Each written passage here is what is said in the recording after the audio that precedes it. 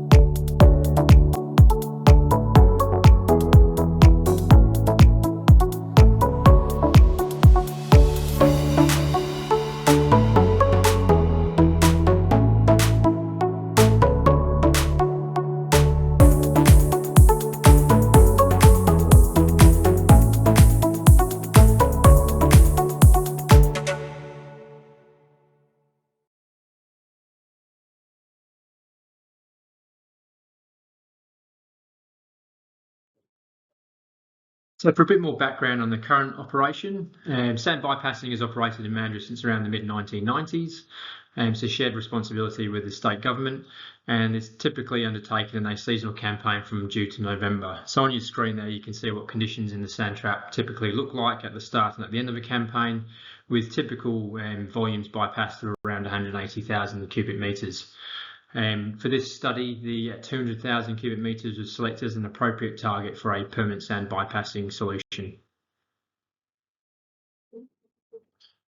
Similarly, looking at the discharge location at Town Beach, which most would be familiar with, typically what we see here on the left is what the beach looks like at the start of a campaign in around June, and at the end of a campaign in November each year. You can see there's a substantial increase in beach width through there, and that sand pretty quickly actually migrates from there following the early storm activity through mid to late autumn and then into winter.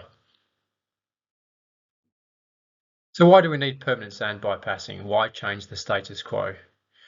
Well, through the development of the Northern Beaches CHRMAP, the community told us they highly value the environmental qualities that living near the beach provides, and maintaining a sandy beach for amenity and recreation was really important for coastal amenity and the lifestyle that we enjoy in Mandurah.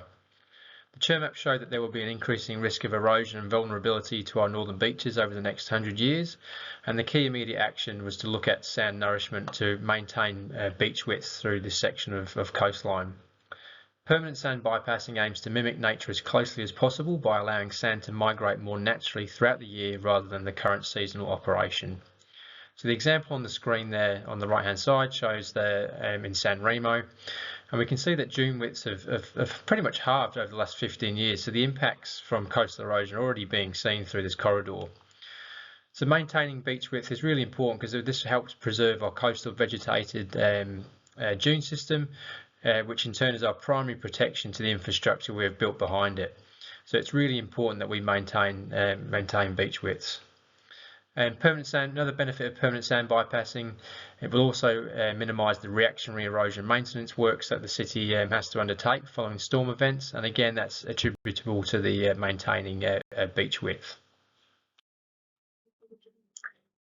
Moving into the feasibility investigation itself, the objective of the study was to appraise the technical feasibility and financial viability of installing a new permanent system against the existing conventional system at Dotty Sand Trap. And you can see that on your screen on the left hand side of what that currently looks like. So the scope of the project included a desktop review, including a review of a previous study done in 2013, as well as any up-to-date coastal monitoring data. It looked at a market assessment of existing and new technologies available both in Australia and around the world, and then development of concept designs and layouts of what that would look like on the ground. It looked at the capital and operational costs associated with each option, and the options were then put through a multi-criteria assessment with the final preferred optimal system selected for the Mandurah entrance. There was also consideration of efficiencies of duplicating the preferred system for the Dawesville operation, which is undertaken by Department of Transport. So option 1, using jet pumps, which is shown on the left hand side of the screen there. These are proposed to be installed in a quad arrangement, so 4 of them there, approximately 25 metres apart. On the ground they'd be installed in an excavated trench, with a connection to an electrical infrastructure in the current contractor laydown area, which is shown in the green square there on the plan. And the jet pump works by fluidizing sand locally, which is then moved hydraulically through a buried pipeline across the Mandurah entrance channel across the town beach. So for all the options presented here, there's going to be a need to install a permanent buried pipeline underneath the channel, rather than the current pipeline which is anchored to the bed of the channel. The benefit of the jet pumps is that they're simple to manufacture, install and maintain, and they can be turned off individually depending on conditions in the sand trap. So there's examples of these jet pump systems around Australia, both in New South Wales and Queensland. Option 2 considers a set of dual sand shifters approximately 40 metres apart. They work similarly to the jet pump system, but are a much larger scale, as you can see on the left hand side there. They're very heavy and complicated to install and maintain as a result. They again would require dedicated electrical infrastructure in a dedicated area, as shown in the green on the plan there. Similar to the jet pump, they mobilise sand in a slurry using high pressure water, which fluidizes the sand, pushes it toward the intake and across the channel to the discharge location. And there's existing operations using the sand shifter today in Noosa and Bribie Island in Queensland. So the final step in the permanent feasibility investigation study was to come up with an optimal system. This considered a multi-criteria assessment of the 2 options I've just shown in the previous slide, plus a third option of retaining the current mechanical slow track system. So the MCA considered cost, construction and maintenance, functionality, as well as environmental and social considerations. So the one that came out on top was the quad jet pump system, or option 1. And the reasons for this was that it represented the lowest overall cost, with a return of investment for around 6 to 7 years, and a capital cost around 9.3 million. But more importantly, it represented a significant cost saving over a 30-year design life, around 30 to 35% compared to the current operation. It's easy to maintain. Individual pumps can be isolated depending on conditions in the sand trap, and it also has reduced environmental and social impacts compared to the current operation. So the next steps in the project are to progress the first phase 1 technical studies from that highlighted in the investigation, as shown on your screen there.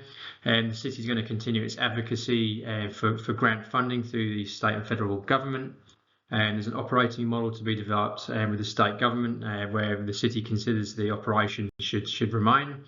And also we need to consider the land-based infrastructure and what that looks like on the ground. Moving on to the second project for today's briefing, the Dotties Coastal Adaptation Options Study. So for some background, the CHRMAP identified that there was an immediate intolerable risk of erosion to Dotties, and the impacts of this have been experienced on this section of coastline in recent years. So for some historical context, the Janice Street groin that you can see on your screen there, that was constructed in the late 1980s to formalise the sand trap and ensure that extracted sand would not adversely impact Dotties Beach itself. So the focus of this study was from the section of coastline from Roberts Point to Janice Street groin. So the project aim was to assess and recommend sustainable strategies at a concept level for mitigating coastal erosion and protecting the coastal environment, including the foreshore reserve along Dotties Beach. So as I just mentioned, Dotties has experienced erosion events in recent years that have already begun to impact infrastructure and amenity along the beach. So there's a couple examples here. In 2021, you can see there was some dune and footpath damage in the bottom right-hand picture, and the city had to respond by relocating that footpath away from the behind the dune. At the top left there as well, in 2022, you can see the Western car park was started to be impacted and exposed there, and the city had to respond by doing renourishment works to the dune fronting that car park in 2022 and into 2023. So the study needed to consider the existing site conditions and coastal dynamics unique to Dotties. So this slide shows how the sand typically builds up at Roberts Point during the summer months when we have our summer sea breeze pattern. And as these sea breezes start to ease and we start to see swell from waves out in the ocean start to arrive, that sand starts to push along Dotties toward the Dotties sand trap. A couple of other considerations, Dotties with its unique northerly aspect unfortunately means the dunes through there are fairly low, which is our protection to the foreshore area. We do see seasonal occurrences of seaweed in the form of sea wrack wash up on the beach as well. So this slide shows the CHRMAP erosion mapping, and which shows that there's going to be an increasing risk of erosion over time, and the present day is shown in the top left-hand corner, moving through to 100 years in the bottom right, and you can see at various time frames there's an almost certain risk that erosion is going to start having a significant impact through this area without a protection option in place. So prior to selecting a list of preliminary options that would provide that coastal erosion mitigation and foreshore protection, and the study needed to consider the social values that came out of the CHRMAP, which you can see on your screen there. It's obviously a very highly ranked beach in the Northern Beaches area for its recreation and amenity that it provides and its unique northerly aspect from the summer sea breezes. So the study moved into modelling with various water levels and wave conditions selected based on coastal engineering standard approaches. So the preliminary options that were considered appropriate are listed there. Important to note that other options, including artificial reefs, were investigated but not considered appropriate to this location. So following the initial selection of preliminary options, the options that were taken through to concept design, option 1 is shown on your screen there being a groin option. There's 3 aspects to this as shown on the screen, with some car park protection in the form of a revetment to the west of the screen there. A small groin in the middle and an extension to the existing Janice Street groin on the right hand side. So the aim of this is to obviously maintain that beach width, and you can see there's an indicative shoreline alignment shown on that plan. An example of what that groin in the middle would look like using the geotextile sand containers is shown on the right hand side as well. Option 2 is sand nourishment, as shown on your screen there. So there's two aspects to this. First is this proposes a similar protection structure in front of the western car park, but in the larger hashed area there you can see the indicative area proposed for sand nourishment, which would be done on an initial basis, but would require an ongoing annual re-nourishment program by the city. So the city has done sand nourishment in other areas, as you can see in that photo on the beneath the plan there, around Henson Street in 2007. So that's what it would look like. So to close the study out, the two options shown there were assessed under a multi-criteria assessment against a do-nothing option, and that considered the technical, social, environmental and economic considerations. The option that came out on top was the groin option, as this was considered to be the most effective option to mitigate the coastal erosion impacts and provide better long-term stability and protection, whilst also maintaining the highly regarded coastal amenity and beach environment. This option can be staged to provide better flexibility and manage costs. And the city is now going to work through the next steps as shown on the screen there. So the third and final project for this briefing is the Town Beach Buried Seawall upgrade, and the location of which you can see on the right-hand side of your screen there in the Marina Precinct. And there's a photo on the left-hand side of what that typically looks like today. So the seawall was constructed originally in the late 90s to protect the civil works associated with the marina development. There was a storm event in 2001 which exposed the wall and highlighted some concerns around the design of the wall at the time. And since 2010, there have been multiple occasions where the seawall has similarly been exposed during high water levels and storm conditions. So in 2018, the city undertook a condition assessment to look at upgrading and renewing that wall to a cost of 1.5 million, which at the time was considered to be too high by council. Since then, in 2022, we've now completed the CHRMAP, which highlighted the need to prioritise maintaining these types of structures. So the aim of this study was to undertake an assessment of the existing condition and review and modify the design parameters against today's standards and provide detailed design drawings together with a technical specification to upgrade the wall. So on your screen are some examples of some erosion events from winter storms that have occurred between 2010 to 2018. So on the left-hand side there, during 2010, the edge of the seawall has become exposed and there was a timber chain and board access way destroyed during the time. More recently in 2015, on the right-hand side there, you can see where high water levels and wave impacts are starting to erode the seawall again and expose the edge of the seawall. So following those storm events, we've typically started to see voids occurring in the wall structure. As you can see on the image on the left-hand side there, some members of the community have placed chairs in those voids until we were informed that it occurred. So there's been some ongoing public safety issues and maintenance requirements for the wall in recent years. And on your right-hand side there, you can see where the city's tried to fix those with small limestone rocks and spalls to fill the voids as a temporary measure.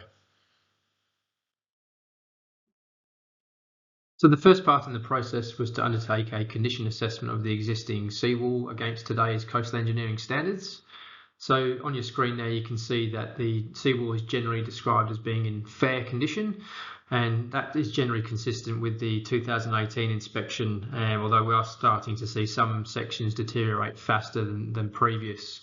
And this is down to the risk of the voids occurring behind the wall, which present an ongoing public safety risk, and also the strength of and density of the rock armour that you see on the outside of the seawall doesn't meet today's standards. So these factors, together with the height of the wall allowing waves to overtop, we're seeing the seawall deteriorate faster than what would typically be expected for this type of structure at this age in its design life. So moving into the detailed design itself, to first understand the scope of the upgrade, we need to understand the design considerations. So in terms of wave modelling, the critical beach is required. So what that means is we need to look at when the beach is typically at its narrowest. We know that Town Beach, referring to that figure on the right hand side there, shows that it's heavily reliant on the sand bypassing operation. And we see the narrowest beach widths occurring in late autumn, early winter, which was adopted for design. So in terms of design life and design event, a 50-year structural design life and a 50-year storm event is typical for these types of structures. And we also factor in wave overtopping for pedestrian safety, given there's a footpath behind the seawall. So also look at sea level rise over the 50 years and factor that in. So the final upgrade design considered a 200-metre section between the two car parks, either side of the Seashells Resort. And the structural design itself looked at increasing the rock armour size and strength and density to make sure it can withstand that wave energy, and also using the existing wall underneath as a bedding layer. So the final part of the process was to develop technical specifications and detailed design drawings to give a detailed overview of the methodology and scope for the upgrade. As you can see on the screen there, which shows the 200-metre section to be upgraded. This will be tied into the existing seawall on the western side and extended slightly further east on the eastern side. And the two beach access points will remain and will be incorporated into the wall. And the wall will also consider a low fence behind the seawall to prevent that direct public access and to prevent community to use the beach access points as they're intended. So the cost came in around 1.1 million, which was under the 2018 estimate, and the city is now going to progress further project planning and explore state and federal grant funding opportunities to deliver the project hopefully next year. So that closes out the three main projects that were completed from the CHRMAP action plan. The slide in front of you, however, shows some of the other projects that have been completed and are also a key part of delivering that 10-year action plan.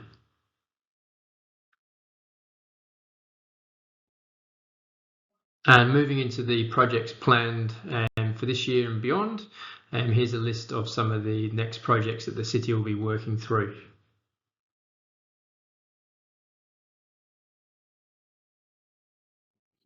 And the final slide is a quick plug on the Southern Beaches CHRMAP, the scope of which you can see on the right hand side of your screen. For those of you who own property in Mandurah, you would have received a letter from the city inviting you to undertake a survey and tell us what you value in this section of coastline. But I just want to take this opportunity to give this a further plug.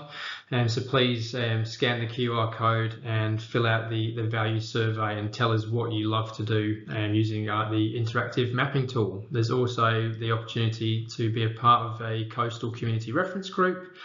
But please visit the Mandurah Matters page or feel free to come and talk to me at the end of this briefing.